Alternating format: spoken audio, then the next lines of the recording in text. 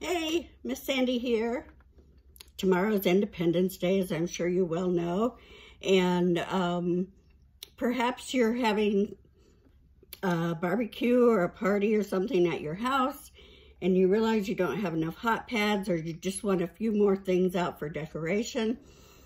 I have a quick 10-minute thing you can do. If you just have some rope or some clothesline or something like that, even a very thick string would work for this. Laying around, you can make some hot pads. Just like, I'm trying to get an angle where you can see this. I'll put a picture at the beginning too. Now, I made these last year. This was just, I found a couple of fat quarters at Walmart that just had this striped material on them. And I thought, well, it's worth a try. And I thought they turned out really cute. And then I had a few extra laying around, and they're, you know, they're kind of decoration too. They're really cute. So I'm going to pull back a little here. My sewing machine is on the fritz. So my second sewing machine, my backup, is here, and I'm moving it around so you can see. I have kind of a weird setup. I have a 1930s sewing machine cabinet that I cannot, I have not got myself around to converting it so that I can fit my sewing machine in it. So I have a big hole back here, hello, and I just put my sewing machine to the front, and I use it anyway, and I keep my clips in a little thing that fits right back there, and it worked well for me. So I don't care what anybody else thinks. I guess I'm a form follows function kind of gal. But anyway, you can whip these up in 10 minutes with whatever you have around. They don't have to be a striped fabric, but this turned out really cute. You could also make these if you were going to someone else's party or barbecue and you wanted to just take a little hostess gift. You could make them as hot pads, or you could make them smaller and have them be, you know, a set of, oh, what are those things called? I can't think of what anything is anymore. You know, the little things you put your coasters. There we go, coasters. Okay, so we're going to throw these together. I had some other fabric. I was making some flag bunting, and I had a bunch of this, and so I cut strips out of what was left, and it's kind of stripy. And it's more of the today colors for Independence Day, you know, the darker blues and the, you know, the more muted red that's almost a cranberry or something like that. So, but anyway, I'm going to try it out and see. I just happen to have this one length of rope left from something else I was doing. And I'm going to try it and see if it turns out to be a hot pad or a coaster. Either way, we're going to do it together. I had someone ask me, oh, you need to do more of those bowl videos. And I thought, I don't know why you need to do it again. But I understand that some people just have fun watching people do it. Some people have fun watching me make all my mistakes and little, you know, mess ups. But anyway, we're going to get to it. I'm going to make one up real fast. They're super quick. You could make them in 10-15 minutes this afternoon. I mean, you know, if all else failed, you could even run to your Dollar General or Walmart, or there's all kinds of different places, the hardware store, and get yourself some rope real quick. Some clothesline or a small rope, you know. This rope here is a tinier rope than what I usually use for the bowls, and because it's just not sturdy enough for the bowls, they kind of bow out when you use it. Unlike this rope here, which is what I usually use for the bowl, so you can see the difference between the two. This is also a tighter weave, so it holds together. This is looser. So I used it for this, and it worked awesome, so we're just going to get to it. I'm going to put my machine on zigzag. 5 wide is fine. Well, I'll go 6. And then I'm going to go down, and I usually keep it at 2, but I'm going to go to 1.6 on the length. And then I'm going to take myself a piece of this, kind of nice with these because I actually cut them from the end of the fabric. So I have a nice one that's, you know, about 45 inches wide. Whereas when I'm using scraps and things, sometimes they're shorter and you have to weave it on more often. I'm just going to fold it over that, just like that, fold it in, and then I'm going to start to make my little, I'm wrapping it around to give me enough length. Oh, longer is not necessarily always better. Okay, because then you have to pull the whole length through. But to give me enough length to turn that first little coil on the machine. Now I'm going to take one of my clips here. I have to reach further. And I'm just going to clip that in place just for right now. So now I have my length started around my cord. I'm just going to do a little turn and make myself a little coil. Sorry, I was eating a cookie. It sounds like famous last words, doesn't it? Now, I don't know why, but for some, oh, I remember why. But anyway, I happen to have this bright red thread on my machine. And I'm just going to switch it out. Well, should I do blue? How about if we do this color blue? How about if we not and say we did? Okay, I'm going to use white. All right. Okay. Now, just bear with me because, like I said, this is not my normal machine, but it is my machine that I usually use to make my balls on. So here we go. Got it all done. Got my coil just a little bit bigger. Don't know if you can see that or not. Maybe I need to come over just a little bit closer. Come a little bit closer, you're my kind of thing to do. Okay. Now, there's my coil. All wrapped around there. Now, also, I'm thinking of all the things I should have said in the beginning. Number one, you don't start with a zigzag stitch. You start by going straight stitch back and forth across this way and then this way to give you a cross at the bottom, that just to give it stability. Second thing is, gosh, I just don't like this camera view. How do you like my watermelon PJs? Okay, let's see. Let me take my hand and see. Maybe. Okay. Maybe. I'll fiddle with it for 20 minutes. Nope. Okay. So I'm just basically going to go across the front, then back all the way, the middle, not the front, sorry. Now I'm going to go back to the middle. I'm going to put my needle down, if I remember how this machine does that. Okay. And I'm going to turn my coil.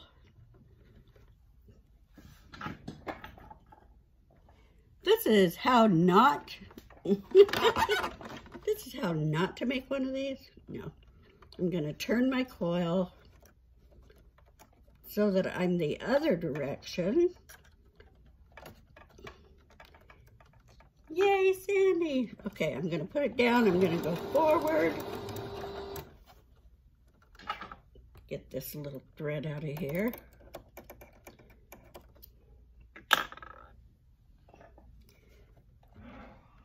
Through all the rope, then back.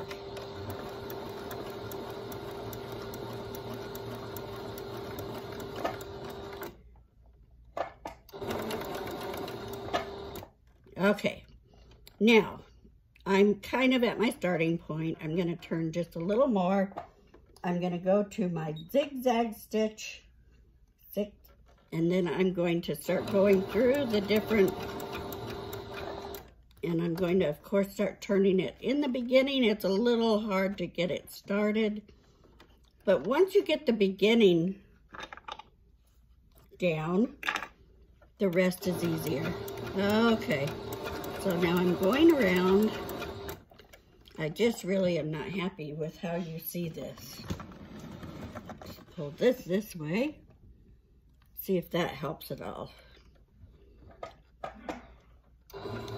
I just take my fingernails. If you don't have a fingernail, you can use a stylus or something. And I just start going around. Okay, you're going in a circle.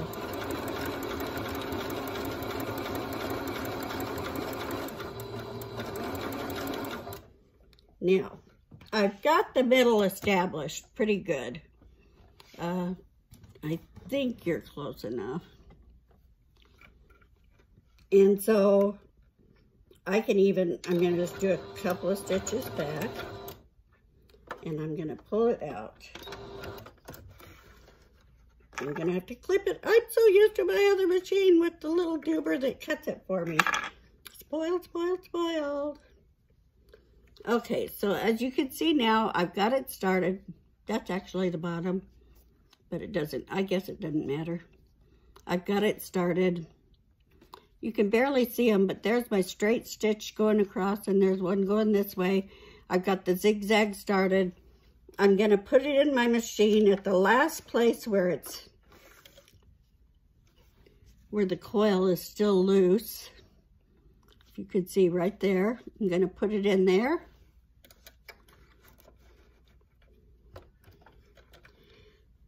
Now, from now on, it's just going around in the circle like you said. The other thing I did not say in the beginning, which, I don't know, I always just kind of thought it's a given. But honestly, if you're starting something you've never done before, you might not think about it. So let me take this out again. When you are wrapping your fabric onto this piece of yarn, rope, whatever it is, see how I have it kind of at an angle as I wrap it around? If you don't have that angle, you're just going to be wrapping it all in the same place over and over again, and you're not going to get the color going down the rope. So you kind of have to have an angle going. Don't worry if you don't start right, because you can kind of see here where it's kind of funny there, funky.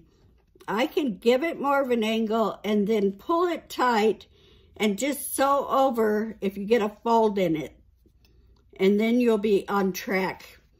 A little fold in your fabric is not a big deal because those zigzags are going to hold it all down and put it all in place. You just keep going around with this. And when I get to the end of this piece, I'll show you what I do next.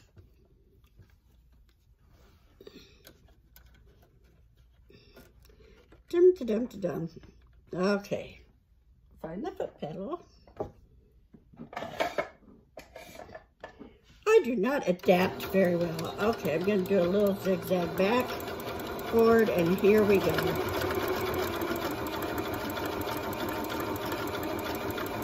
See how I just grab it with my fingers and kind of pull it around. Okay, I'm going to put my needle down. That's going to hold this in place so that I can pull a little if I need to wrap more of this fabric around. I just wrap it around real fast. Well, real fast for me, may be real slow for you. So it's Independence Day, and I'm so excited to be celebrating the birth of our country.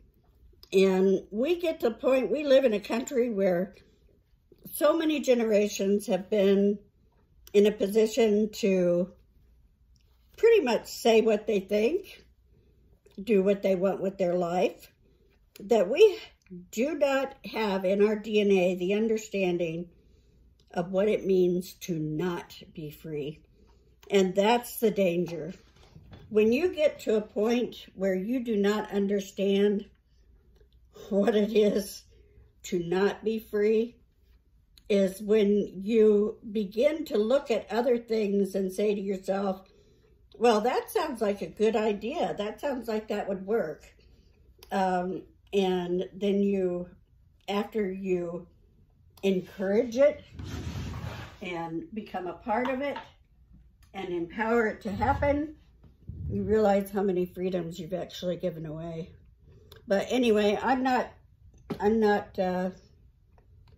going to preach today. I'm just so thankful for my freedom. Just so very thankful for those who fought for it too. So here I am.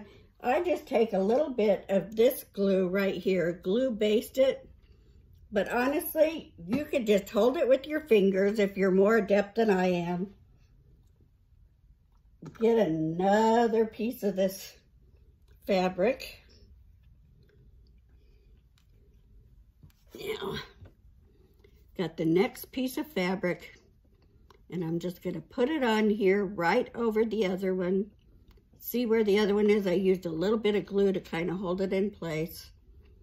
I'm going to start this one kind of at an angle and just, boy, I don't even know if you can see that.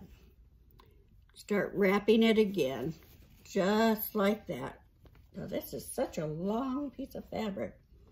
Okay, maybe I need to go back to my scraps. And you can see right here, it wasn't quite working right. It got a little bit of a fold in it. I'm just gonna lay that right over the fold. Now, then I'm going to take my clip and put it right where I started it so that that has a minute to hold with the glue on it. Now I've got to untangle this thread, this thing down here. Oh, there, that didn't take much. And then I can just keep going on down with this until I have this the width I want. Now I'm going to go ahead and do it the width of the rope. If it's too big, I think, for a coaster and too small for one of the hot pads, then I will add a little rope to it. All you do is just kind of push the one rope up against the end of the other rope. Just like this, kind of push them together. Now this one's real, but it doesn't matter because then you're just going to wrap your fabric around those just like you did the other. Put your clip on it to hold it for a minute. If you don't have glue based it, which is the fancy stuff, you could use a little bit of Elmer's glue. All it takes is a dot to hold things in place, and then you clip it. If you don't have one of these fancy, wonderful clips, a clothespin, one of the clips that you know, the big paper clips that where you fold over the sides of it to put it on, to hold a lot of papers together, you could use one of those, like a binder clip or something. Anything to just hold it together for a minute, to give that glue a chance to bond it, and then you move on. But I'm going to see how long this goes, see what happens, and I'll come back when I've got to the end of this rope. Yay! Okay.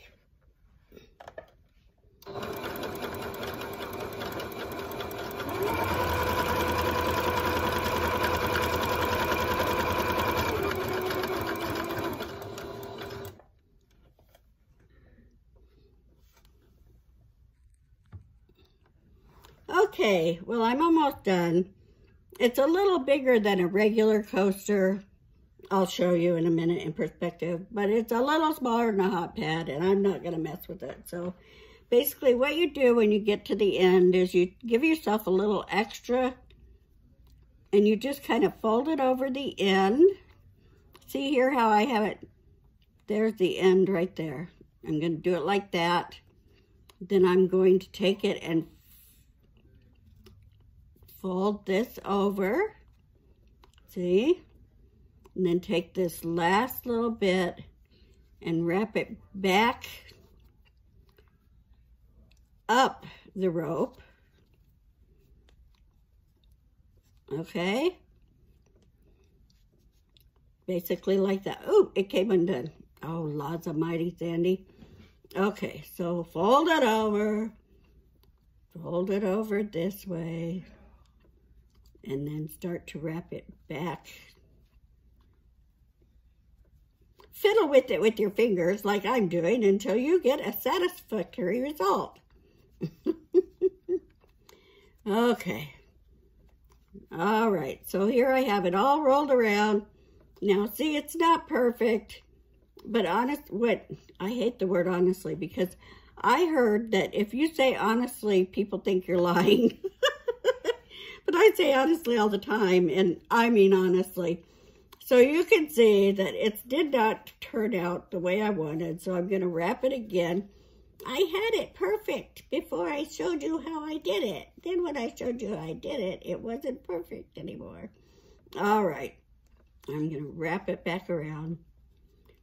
And I'm going to take just a little tidge of glue. Now, I wouldn't use any glue that's going to like mess up your needle. But a little bit of Elmer's or, you know, a water-soluble will do it. So now I have it like that, and I'm going to take my little clip, if I don't hurt myself here, put it on there to give it a minute to set while I finish going around with this last little bit. And I wanted to say, if you don't really want the zigzags to show as much, you could do a smaller width on your zigzag, but then you have to go a little slower and be diligent to make sure that you catch the fabric from both pieces of rope. So for me, it's easier to use a wider stitch. I'm sure some of you can see better than I can, and you can make it go just like you want. So here we go. Around and around. What is it they used to say? Where it stops, nobody knows. Okay. So.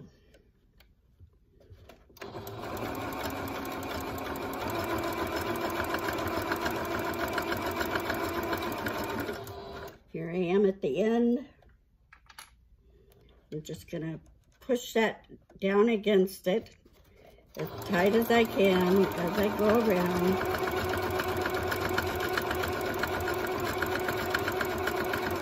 And then I'm gonna go back.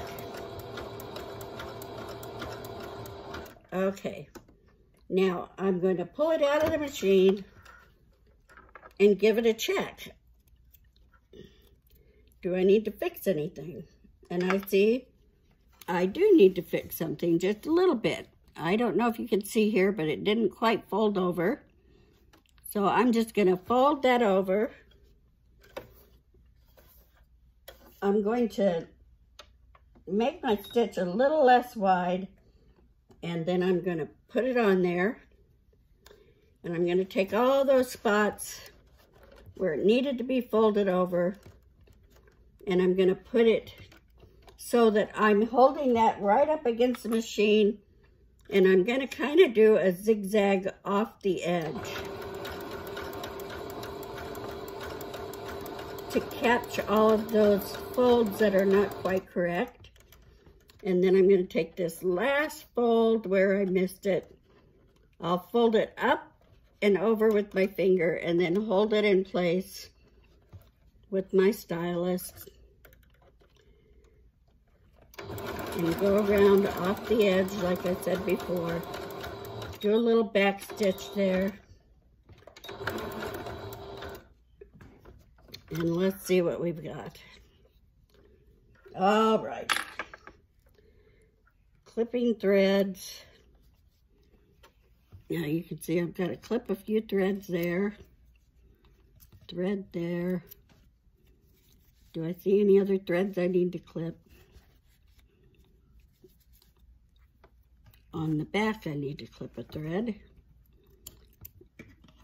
Now the back will have more stitching. I don't know why, but it looks like it has more stitching. And the front's pretty good, but you can see where you can see the white quite clearly, and it's a big zigzag, But if you want it to be smaller, you can see where you just have to make sure that you catch both sides of the fabric with a smaller stitch. And I'm sure those of you that see better than I do in my old age would be able to do that with no problem whatsoever. So here we are. This is done. It looks cute. It turned out just as cute as these, just a different color scheme. And yeah, that's about the size of a big coaster. Oh, and I can see here there was a little more I needed to fold over. So before I would be ready to use that, I would go ahead and fold that over. You can see it right here. See? Just like, what's that guy that does the painting? Bob Ross, you know. It was a happy little accident, but I can fix it. So all of that done. Enjoy your Independence Day tomorrow. You can take these as a hostess gift if you're going somewhere else. You can use them at your house. Just throw them all around just for fun. I think these would be very fun, hanging kind of like pinwheels just around. And, oh, I was talking about using a clip or a clothespin or a paper clip or something of some kind. When I first started this, I didn't have any clips, and I actually do remember that. Let me see if I can find a pin here. That I would actually just pin it to hold it in place till I got to where, you know, on the long piece of rope. So even a pin will work just fine. So tomorrow we'll be celebrating our independence, our freedom as a country to go out and make our own dreams come true with the help of God in a country that will endeavor to help you to do that. So sometimes you get terrible situations. It doesn't quite work out, but the freedom is there if you really want to try. And, well, you know, that's the way it is. At our house, it's always something. Have a great Independence Day.